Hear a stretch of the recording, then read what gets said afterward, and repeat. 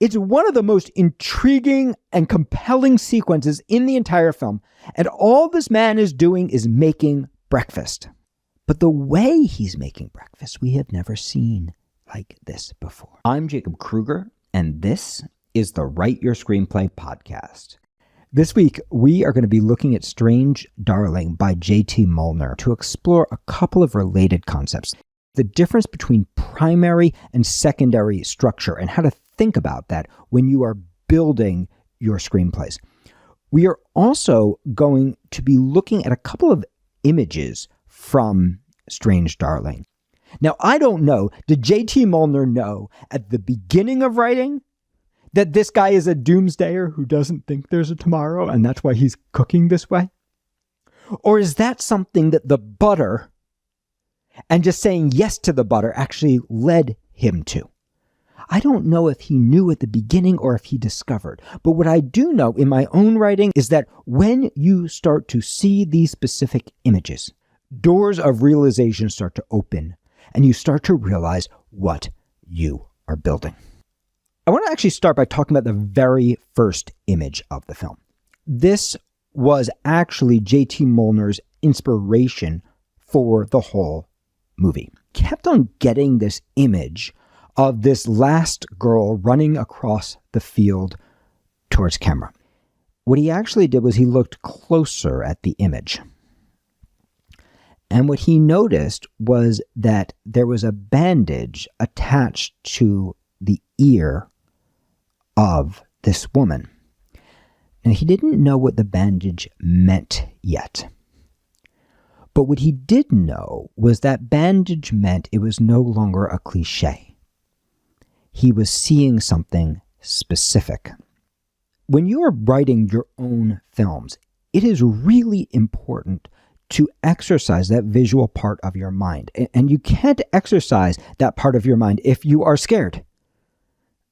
If you are so scared of writing something bad or cliche or a trope or a stereotype, if you're so afraid of putting the bad thing on the page that you don't allow yourself to actually see what you're seeing. When you see a trope, what you know is not that you're doing something wrong. What you know is that you're not fully seeing it yet. Because here's the magical thing about screenwriting. If you are willing to look closely, you can make anything fascinating. And the mistake we make is turning away from cliche rather than looking at it more deeply. One of my great mentors was Augusto Boal, who I got to study with only briefly, but who really changed my life. And Augusto said that all of life's problems actually come down to three problems. Not seeing what we are looking at, not hearing what we listen to, and not feeling what we experience. And as screenwriters, so many of life's problems, of our writing problems, also come back to the same three things. Not seeing what we're looking at, right? Rather getting the sense of the image rather than the real image. Not hearing what we're listening to, right? Getting the sense of the dialogue rather than hearing how does this character say it slightly different than anybody else.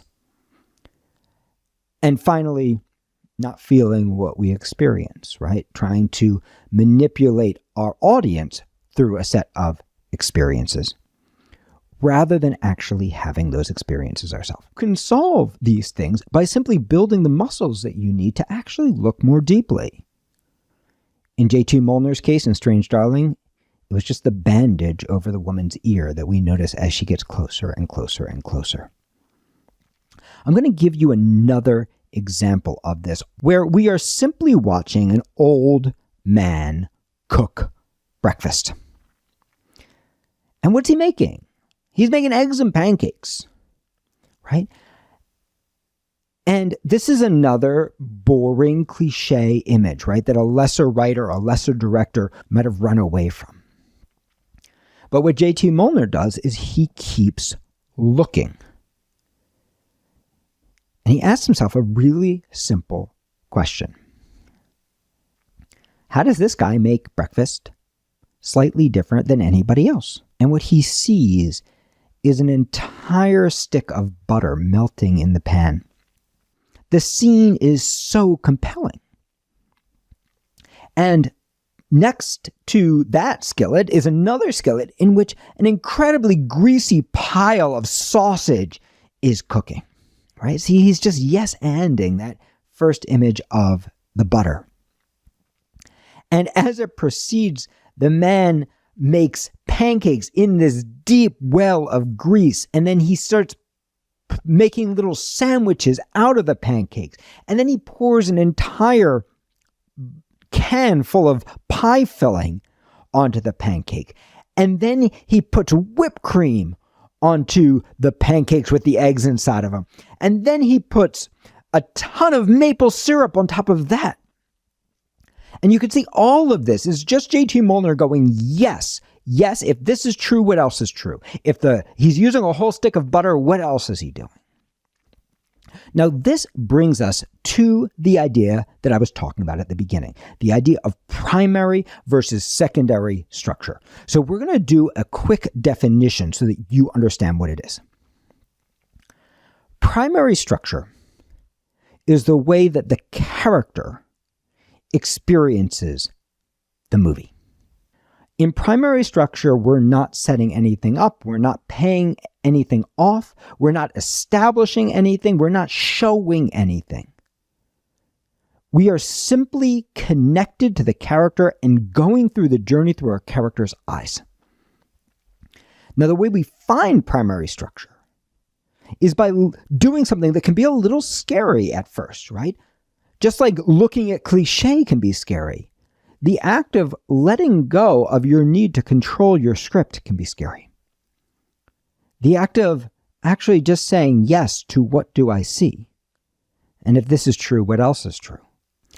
Secondary structure, on the other hand, is how you serve what you are building to the audience to create the greatest possible effect in them.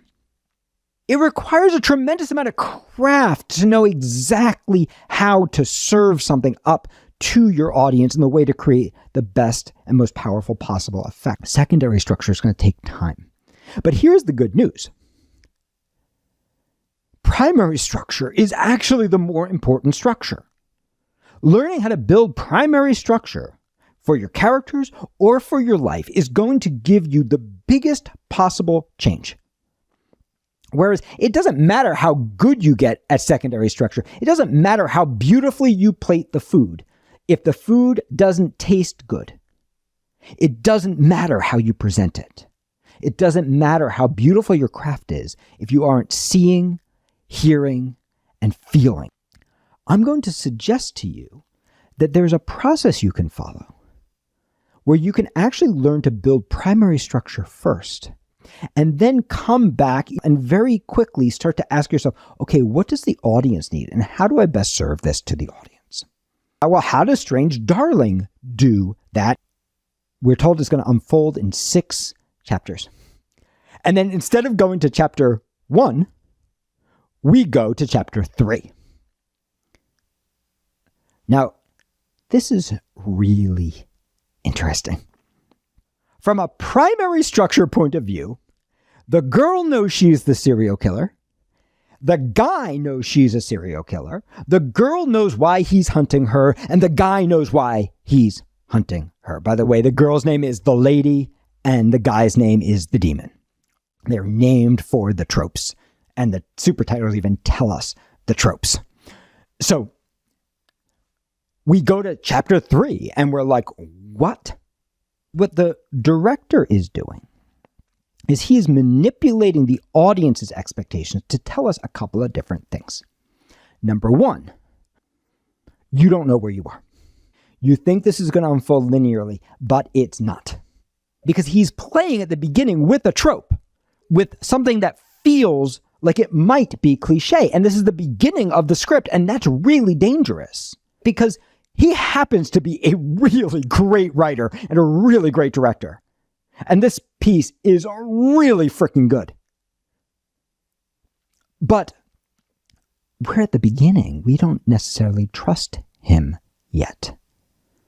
And he's walking a razor's edge, because this can very easily look like exploitative.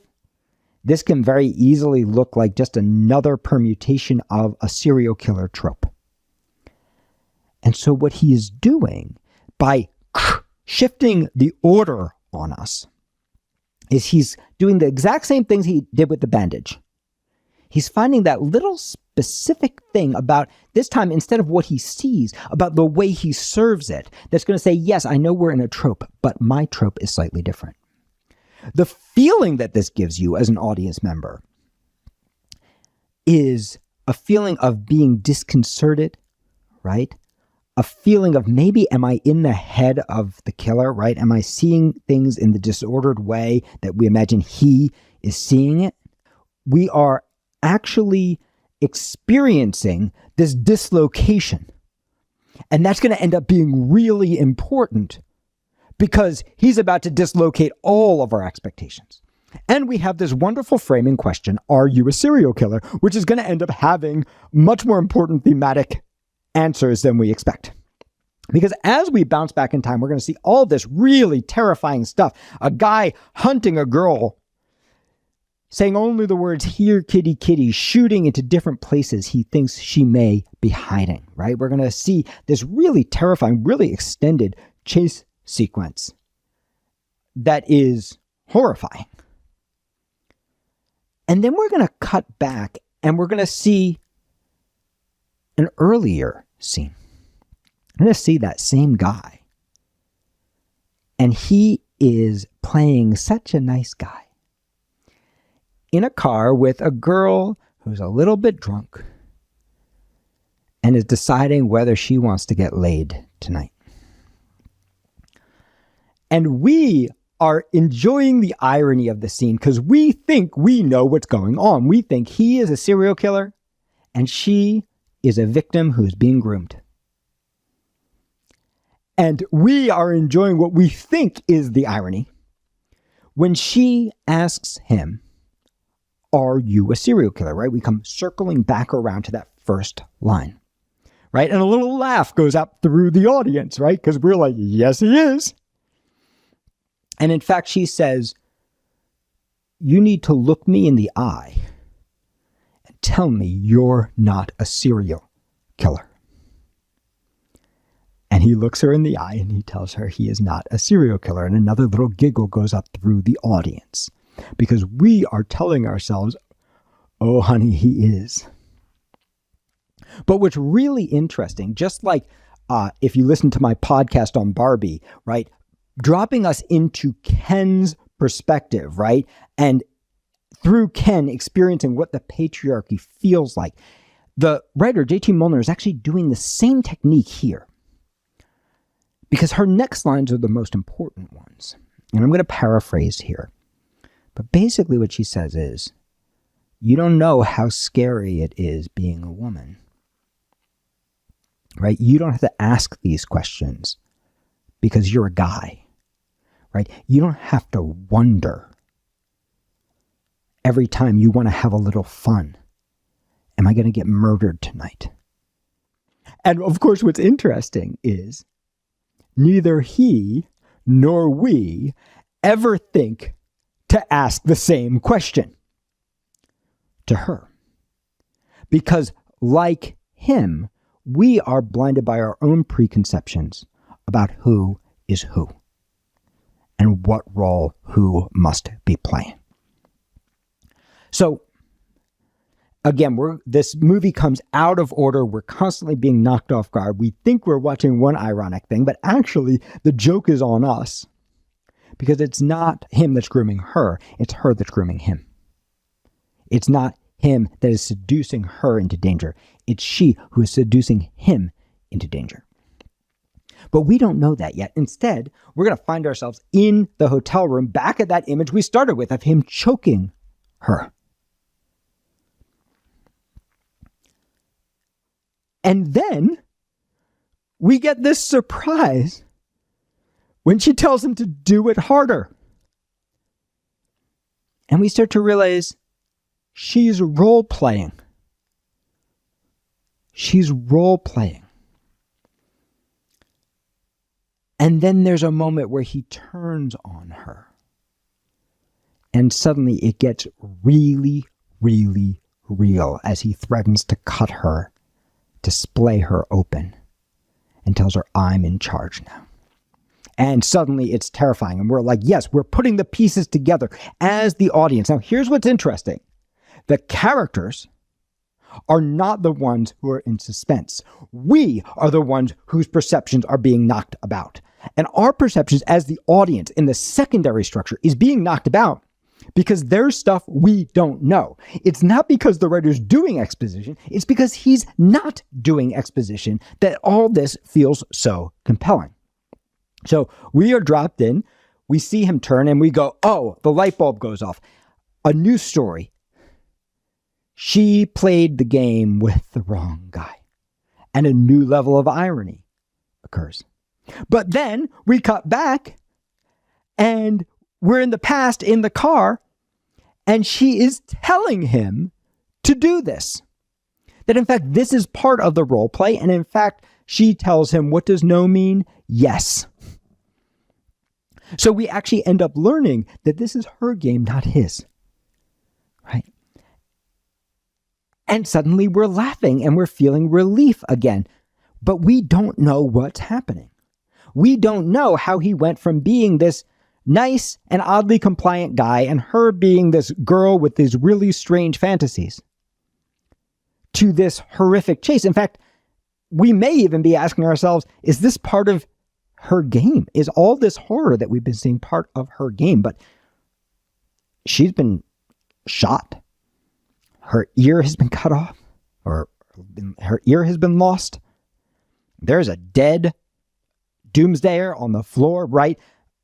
We've seen a bunch of images in other time periods that tell us that this, whatever this game is, has gotten out of control. So we're trying to piece it together as an audience, right? This is all secondary structure. From a primary perspective, all this played out linearly for the characters. From a primary structure perspective, it started, he met a girl, she wanted to get laid, she asked him if he was a serial killer, she shared a really weird fantasy, he went along with it, right? That's his experience so far. It's only us who's being surprised. As the piece develops, she offers him cocaine. The cocaine ends up being not cocaine, but ketamine. And having incapacitated him in this way, she reveals herself to be the serial killer, the electric lady, and starts carving him up, carving her initials into his chest and beginning the process by which she is going to murder him. So you can see that once again, neither we nor the character saw it coming. Right? In this way, primary structure and secondary structure are matching up. We and the character put it together what's actually happening to him at the same time. Now, these games are going to continue. We are going to continue to be knocked about and surprised in our experience of the structure. And I'm not going to break down every single element of how that's built, but I am going to come back to that little speech she gave in the car. Because it's that little speech that actually gives the piece its meaning. It's that little speech that helps us understand, because we're never really going to understand her motivations. At the very end, she's going to say to a cop before she murders him, why do you do it? Well, because sometimes I don't see people, I see demons. Right? In other words, she is a victim of the